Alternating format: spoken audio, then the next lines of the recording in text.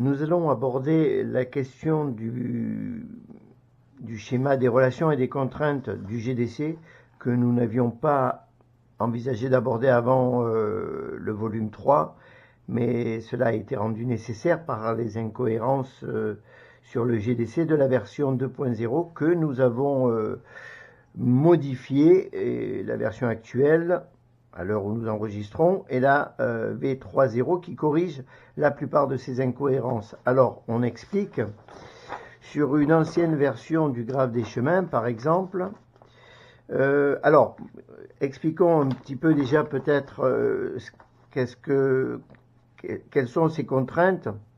Si nous prenons par exemple le couple papillon, ici, P carré en polarité R, et que nous souhaitons le résoudre vers la solution optimale, qui est ici Shield de 2 P carré. Ce couple a 4 solutions optimales. On les voit ici. Alors, 2 sont englobés dans ce système ici. Donc, on a F3. Shield de 2. Et on a également F3. Coquillage. On observe des relations entre le couple racine, donc le couple racine c'est le couple qui se situe au niveau n, et le couple résultat c'est le couple qui se situe au niveau n-1, c'est la solution optimale. Et on observe par exemple que certains couples ont des contraintes de polarité par rapport à leur résultat. Si on prend le couple ici papillon P carré R et qu'on observe l'une de ces solutions optimales, on observe que ce couple a une relation alors non PP, c'est-à-dire que si la polarité de l'objet au départ est P, la polarité de l'objet résultat sera non P. Nous expliquons. Ici, nous avons papillon P carré R au départ. Alors, il est important également de noter la position de l'objet à polarité sur le square one. Est-ce qu'il est en up, est-ce qu'il est en down? Ici, la question ne va pas se poser, mais on va voir d'autres cas où la question se posera. Donc ici, l'objet est en down et est en polarité R. Il est en relation non PP avec la solution Shield de 2 P carré.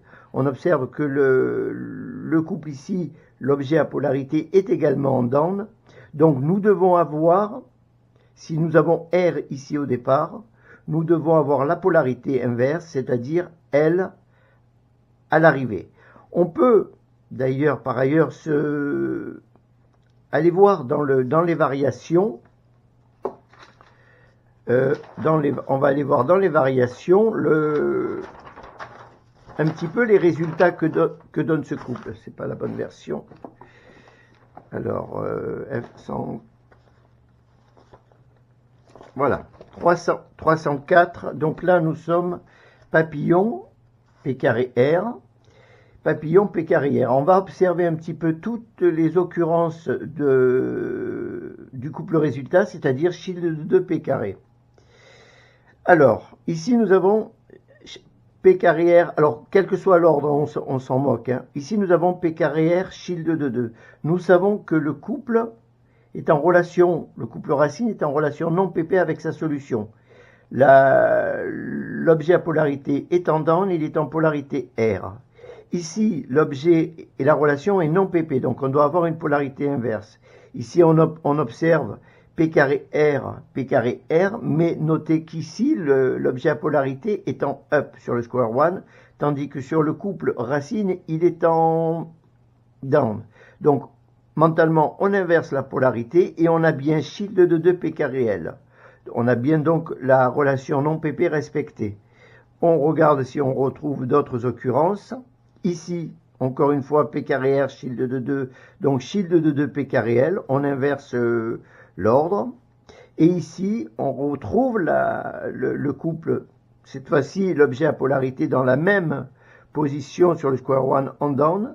Et on a bien L ici, R ici. Donc une relation non PP. On pourra chercher dans toutes les variations, dans tous les résultats pour cet objet, on ne trouvera jamais Shield de 2 P carré R, c'est-à-dire une relation PP avec, par rapport au couple racine. On peut s'amuser par ailleurs à regarder les résultats de papillon P carré L. Ici, on va retrouver donc P carré L shield de 2. Donc là, on inverse le résultat, on a bien une relation non PP, puisqu'on a bien shield de 2 P carré R. Alors, pourquoi on inverse? Vous prenez votre square one, vous le mélangez de telle sorte d'avoir le couple papillon P carré L, par exemple, pourquoi pas, et vous le retournez, et vous aurez à ce moment-là le P carré R en retournant le square one de cette manière-là. D'ailleurs, ici, observez que nous avons le P carré R en polarité R, donc pour le couple papillon P carré R, si on retourne le square one, évidemment, la polarité est inversée et nous avons désormais ici la polarité L. Et donc, pour le couple papillon P carré L, on retrouvera toujours donc P carré L shield de 2.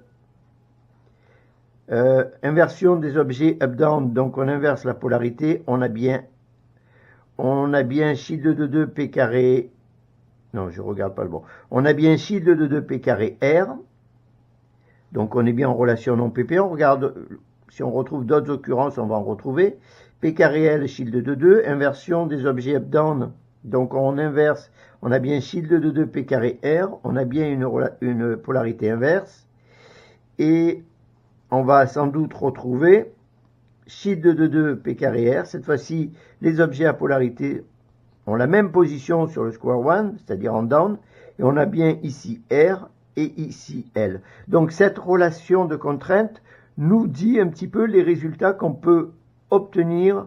Alors c'est vrai pour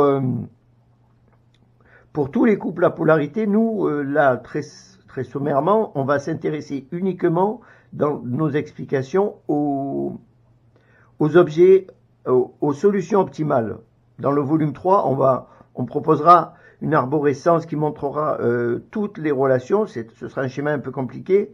Là, le schéma des relations et des contraintes que nous avons mis à disposition après la correction du GDC en passant de la version 2.0 à la 3.0, nous nous sommes tenus à indiquer uniquement les relations de contrainte pour les couples racines à leur solution optimale. Nous ne sommes pas intéressés au reste. Aussi, on n'aura pas toute la complexité de ce que nous enseignent les variations. Donc, reprenons notre couple papillon P carré R. Donc, sur une ancienne version du graphe des chemins, et c'est un petit peu les incohérences que nous souhaitions corriger, nous avions ici par exemple le papillon P carré en polarité L, et le shield de 2 P carré était présenté en polarité L également. Or, nous savons, le schéma des relations et des contraintes nous le dit, ce couple papillon P carré est en relation non PP avec sa solution optimale, shield de 2 P carré. Aussi, on ne pouvait pas, et c'est là l'incohérence, on ne pouvait pas avoir une polarité L ici, et une polarité L également sur sa solution. Là, les deux objets sont en down, sur le square one, donc la polarité devait être inversée l'un par rapport à l'autre. C'est tout le travail que nous avons essayé de corriger lorsque nous sommes passés de la version 2.0 à 3.0, uniquement corriger ces incohérences de polarité.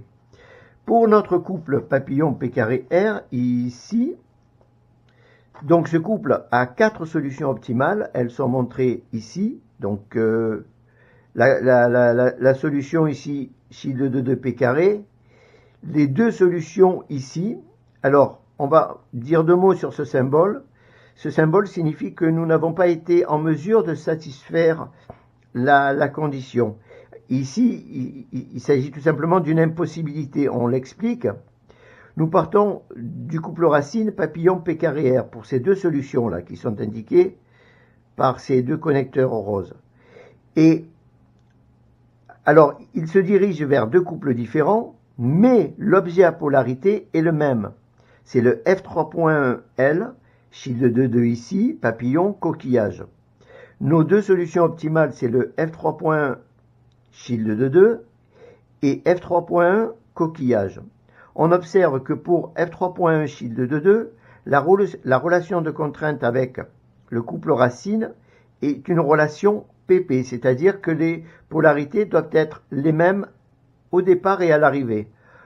On observe que ici l'objet à polarité est en down, c'est la polarité R, et ici l'objet est en up, c'est la polarité L.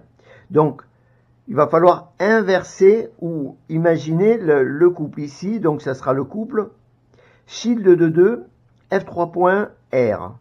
Or, nous sommes en relation nous sommes en relation PP avec le couple racine. Donc, shield de 2, F3.R, la relation PP est satisfaite, puisque nous avons inversé ici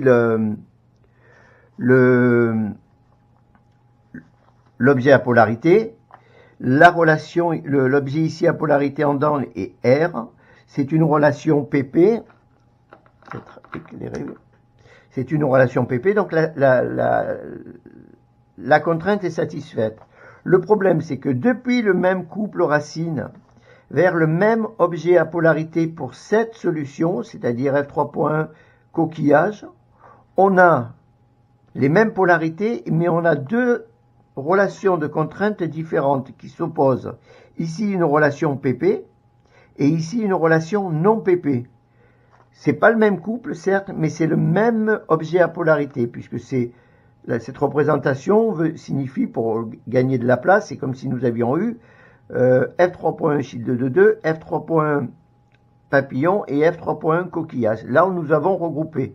Donc c'est cette optimisation qui nous a obligés à faire des choix. Et donc ici, si on satisfait cette relation de contrainte PP, on ne peut pas satisfaire sur le même graphe des chemins, tel qu'il se présente en tout cas, une relation de contrainte inverse. Et là, c'est le cas.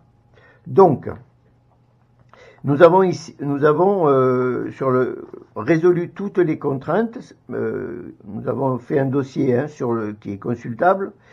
Nous sommes parvenus à résoudre toutes les contraintes, sauf 4. Donc, elles sont indiquées par ces... Alors, ne regardez pas ces symboles-là parce que c'est une ancienne version du schéma des relations. Mais le symbole qui indique que la relation de contrainte n'a pas pu être satisfaite, c'est ce symbole-là. Et nous en avons 4.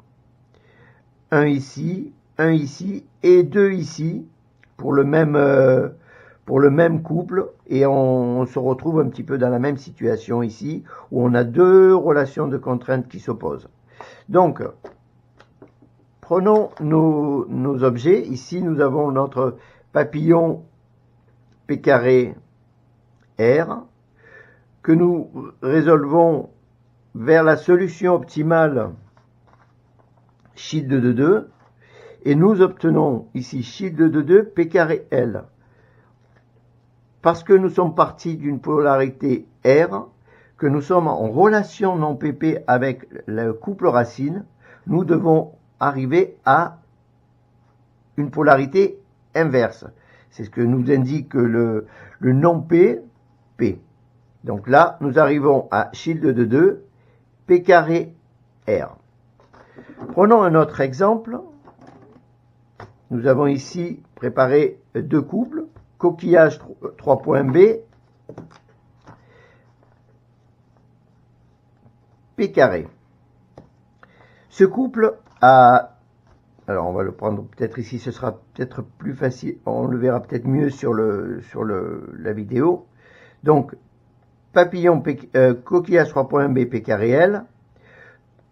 Nous n'allons pas nous occuper des trois autres solutions, nous allons juste voir un petit peu celle-ci. Donc il a 5 solutions optimales, mais nous allons regarder les deux ici. Elles ont toutes les deux été satisfaites. Ici, nous avons l'objet à polarité en down, et ici, nous avons l'objet à polarité en down. Donc on va arriver facilement à voir la chose. Le couple racine coquillage 3.b P carré est en relation PP avec sa solution optimale, ici chi de 2 de P carré, c'est-à-dire que les deux objets à polarité doivent avoir la même polarité au départ et à l'arrivée. On observe qu'ici nous avons L et ici nous avons L. Je ne sais pas si nous avons dû le corriger ça aussi puisque nous avions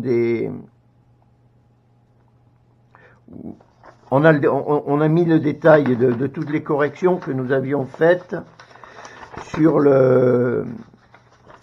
dans le texte où on parle des modifications du GDC pour corriger un petit peu les incohérences, et nous avons montré un petit peu tout ce que nous avons été obligés de faire pour satisfaire la plupart des contraintes en tout cas.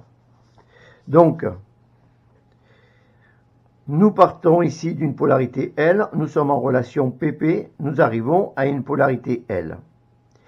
En revanche, ici, vers le couple coquillage P carré, nous avons une relation non PP. Ce qui signifie ici l'objet est en down à polarité L.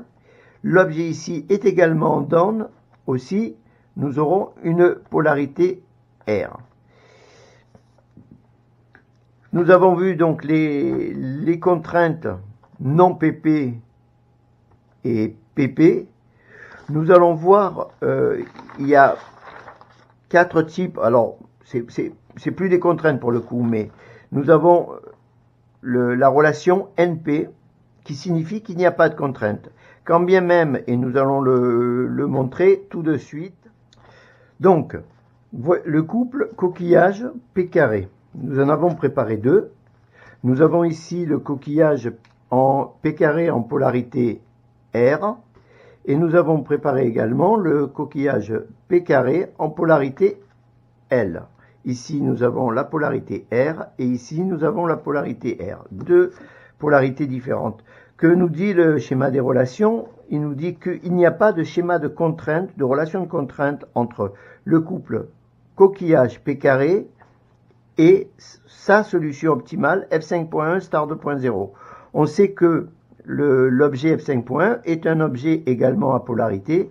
Donc, l'absence de contrainte signifie que depuis le couple coquillage P carré R, par exemple, on peut arriver au résultat f5.1 R star 2.0, mais également f5.1 L star 2.0. Et le résultat des variations nous le montre. Nous partons du couple coquillage P carré R, et nous allons regarder un petit peu toutes les occurrences de la solution f5.1 star 2.0. Nous avons ici le f5.1 L star 2.0, et on devrait retrouver également le f5.1 R star 2.0. Si vous le voyez avant moi, vous me le dites. Alors, f5.1 L star 2.0 ici, et f5.1 R star 2.0. On a donc bien les deux polarités. On avait vu que pour le couple papillon P carré R, lorsqu'on partait d'une polarité vers une solution optimale et qu'il existait un schéma une relation de contrainte entre les deux couples, le couple racine et le couple résultat, si on avait une polarité P, selon le type de relation de contrainte, nous devions avoir pour l'objet à polarité du couple résultat la polarité P ou non P selon le schéma de la relation de contrainte entre le couple racine et sa solution optimale. Si nous regardons le coquillage P carré L, nous allons observer la même chose dans la mesure où il n'y a pas de relation de contrainte. Nous obtenons dans le résultat des variations le f5.1 L star 2.0, mais également le f5.1 R star 2.0. Voyons cela en pratique. Et pour ceux qui ont suivi les vidéos des opérations de composition que nous avons réalisées, nous parlons souvent de l'influence que peut avoir certaines orientations pour modifier la polarité d'un objet. Donc ici, nous partons du coquillage P carré R pour résoudre vers f5.1 star 2.0. Donc, nous allons ouais, on a peut-être, alors oui, on va le montrer comme ça. Donc ici, nous arrivons à la polarité L. Hein, on observe que lorsque la tête de l'objet est plutôt orientée en bas, la queue de l'objet pointe vers la gauche. Et nous avons bien star de point 0. Donc ici, on avait obtenu de la polarité L. Eh bien, on doit pouvoir obtenir de la même manière la polarité R. Et nous avons modifié ici l'orientation du fragment H². Nous modifions en up également l'orientation du fragment C quatuor, puisqu'aucun de ces deux fragments n'est de catégorie 1. Donc, on modifie cette orientation. Et à présent, nous avons bien le F5.1 en polarité R, à partir du même couple, c'est-à-dire du coquillage P carré R. Et on obtiendrait exactement la même chose à partir du coquillage P carré L. On pourrait arriver au F5.1 R star de point 0 ou F5.1 L star de point 0. Donc là, nous avons un contrôle sur la polarité et parfois, et donc en résolution, en compétition, le compétiteur ne s'intéresse pas à ces questions, mais lorsque nous aborderons le volume 3, nous verrons que cette subtilité peut parfois être utile. Et nous avons un dernier symbole sur ce schéma des relations. C'est le symbole NA, donc qui signifie que il n'y a absolument pas de relation de contrainte. Alors NP, on a un couple à polarité au départ et on a un couple à polarité à l'arrivée. Donc ça nous indique qu'il n'y a pas de relation de contrainte entre ces deux couples. Na signifie que soit le couple racine, soit le couple résultat n'est pas affecté par ces questions de polarité. Ici, par exemple, Schild de 2 P carré vers sa solution optimale, et son unique solution, je crois de mémoire, oui, Schild de 3 flèches. Si ce couple-là a bien un objet à polarité, L, le couple résultat ne comporte aucun couple à polarité. Aussi, il n'y a pas de relation de contrainte. Il ne s'agit pas de se dire, à partir de la polarité L, est-ce qu'on va obtenir qu'on ait ici le Schild de 2 P carré L ou le Schild de 2 P carré R en polarité R. On pourra toujours obtenir le couple Schild de 3 flèches, donc sa solution optimale. Voilà, c'est à peu près ce que nous souhaitions dire à ce stade à propos du schéma des relations et des contraintes, et expliquer un petit peu ce que signifiaient ces contraintes à partir du couple racine à sa solution optimale, puisque nous le disons sur cette version du schéma des relations, nous n'indiquons les contraintes que pour ce qui nous intéresse en réalité, c'est-à-dire la solution ou les solutions optimales pour un couple racine donné. J'espère qu'on a été le plus clair possible dans la mesure où ces questions de contraintes n'ont pas été abordées ni dans le volume 1 ni dans le volume 2 et elles feront l'objet d'un chapitre entier dans le 3e et dernier volume de cette étude de BTC.